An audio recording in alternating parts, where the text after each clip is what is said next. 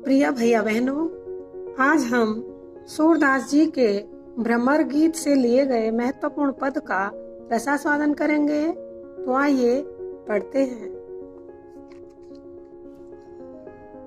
निस दिन बरसत नैन हमारे, सदा रहती वर्षा ऋतु हम पर, जब ते श्याम सिधारे।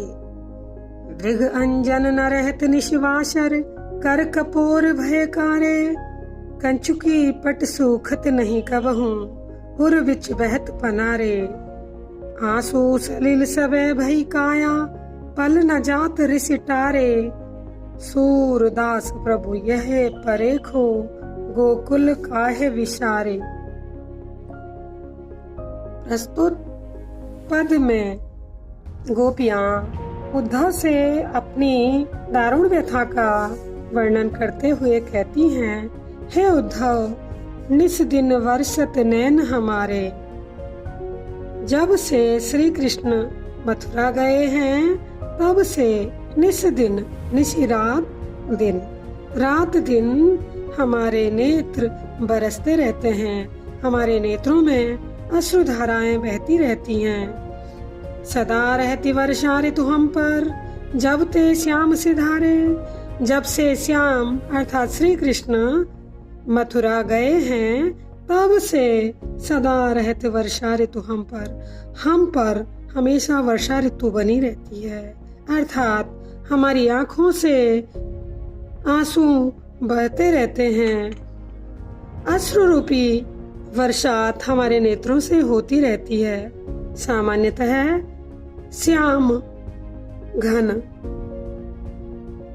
काले बादलों के चले जाने पर वर्षा ऋतु समाप्त हो जाती है, परंतु यहाँ गोपियां कहती हैं, जब से श्याम घन अर्थात श्री कृष्ण यहाँ से चले गए हैं, तब से हमारे आँखों में हम पर वर्षा ऋतु बनी हुई है।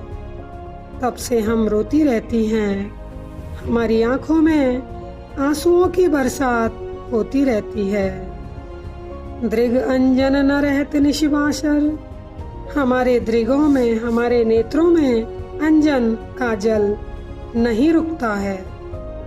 निशिवासर रात दिन कभी भी हमारे नेत्रों में काजल नहीं रुकता है, क्योंकि हमारे नेत्रों से अश्रुधाराएं इतनी अत्यधिक मात्रा में बहती रहती हैं कि वो काजल भी उन आंसुओं के साथ बह जाता है। उन आंसुओं को पहुँचते पहुँचते कर कपोल भयकारे, हमारे हाथ और गाल काले हो गए हैं। हे उद्धव, श्री कृष्ण के विरह में हमारे नेत्रों से इतने आंसू बहते हैं कि कंचुकी पट सूखत नहीं कबहू। हमारी कंचुकी, हमारी चोली कभी सूखती नहीं है, हमेशा गीली, आंसुओं से गीली ही पड़ी रहती है। और उर बिच बहत पनारे, हमारे हृदय के बीचों बीच से आंसुओं की धाराएं बहती रहती है। पनारे का अर्थ है धाराएं। हमारे हृदय के बीच से आंसुओं के नाले या धाराएं बहते रहते हैं।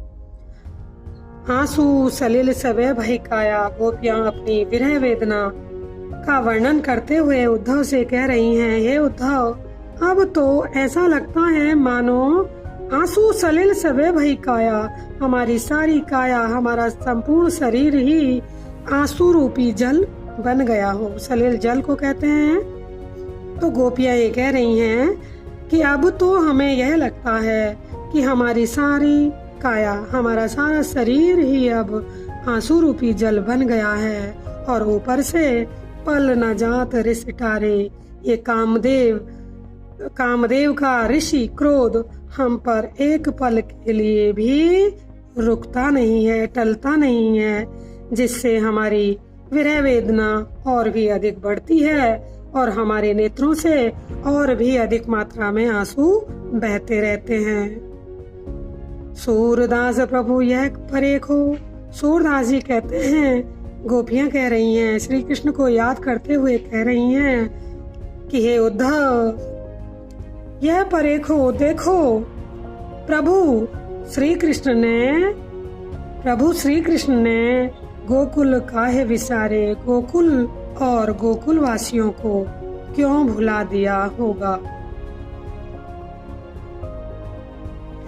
इस पद में गोपियों की विरह व्यथा का अत्यंत सहज रूप में मार्मिकता के साथ चित्रण किया गया है। कवि सूरदास ने ब्रज भाषा में भ्रमर गीत की रचना की है। अलंकार की दृष्टि से रूप का संयोक्ति, अनुप्रास तथा विरोधाभास यहाँ प्रयुक्त है।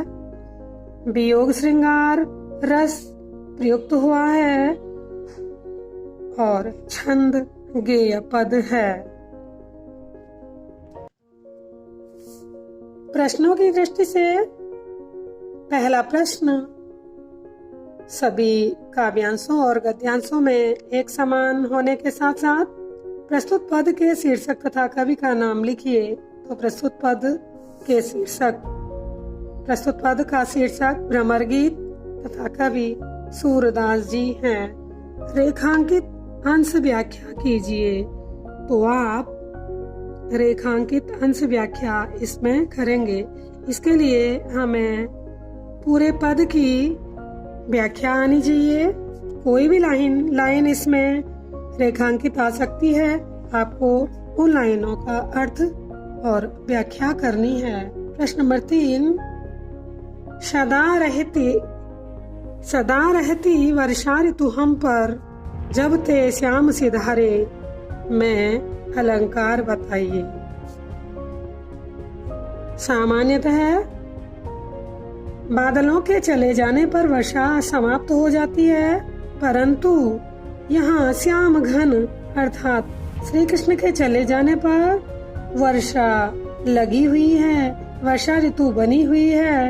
अतः यहाँ श्याम सिधारे में अनुप्रास के साथ साथ पूरी लाइन में विरोधाभास अलंकार है। प्रश्न अगला, प्रस्तुत पद में कौन किसे अपनी व्यथा सुना रही है? तो उसका उत्तर होगा गोपियां उद्धव को अपनी व्यथा सुना रही हैं। अगला प्रश्न हो सकता है, गोपियों के नेत्रों में अंजन क्यों नहीं ठहरता? क्योंकि गोपियां रात दिन कृष्ण विरह में रोती रहती हैं और उनके आंसुओं के साथ साथ आँखों से काजल भी बह जाता है। इसी प्रकार अनेक प्रश्न इस पद में हो सकते हैं। इसके लिए हमें इसकी संपूर्ण व्याख्या अच्छे से आनी चाहिए, तो हम किसी भी प्रश्न का उत्तर दे सकेंगे।